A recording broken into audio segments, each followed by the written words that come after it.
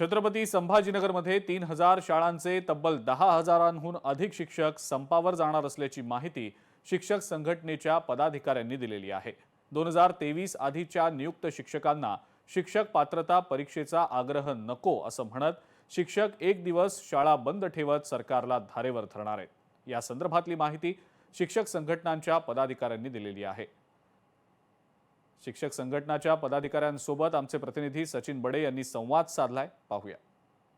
भावी शिक्षक आणि भावी उमेदवार म्हणजेच येणाऱ्या काही दिवसांमध्ये हे जे शिक्षक आहेत ते विद्यार्थ्यांना शिकवणार आहेत। मात्र यांनी आता काम बंद करण्याचा निर्णय घेतला आहे। बरेचसे शिक्षक आहेत म्हणजे 3000 शाळेंमधील तब्बल 10,000 पेक्षा जास्त शिक्षक ते आता संपावर जाणार आहेत, म्हणजे काम बंद करतायत ते म्हणजे काही दिवसांपुरतं।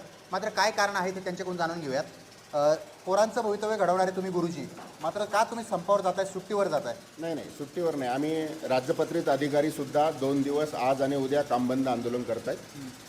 क्लास 1 अधिकारी जर कामबंद आंदोलन सामूहिक रजा आंदोलन घेत असेल तर आमची सुद्धा सामूहिक रजा आहे। आणि आम्ही विद्यार्थ्यांच्या गुणवत्तेसाठी जर असेल तर आम्ही आमची 1 दिवसाची ही रजा सामूहिक रजा आम्ही रविवारच्या दिवशी भरून देऊ। परंतु शासनाने आमच्या ज्या मुख्य मागण्या होत्या की जे सेवाज्येष्ठ शिक्षक आहेत, जे तत्कालीन त्यावेळेची ज्या परीक्षा असतील त्या उत्तीर्ण होऊन सेवेत लागलेले आहेत, तर त्यांना TET-मधून वगळायला हवं।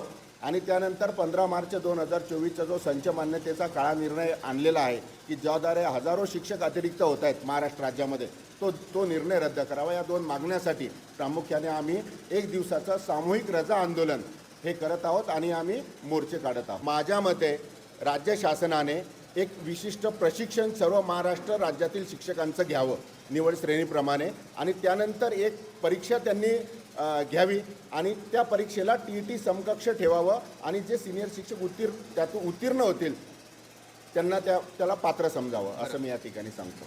सचिन बडे, लोकशाही मराठी, छत्रपती संभाजीनगर। लोकशाही मराठी, ऐका, पहा, जागरूक रहा।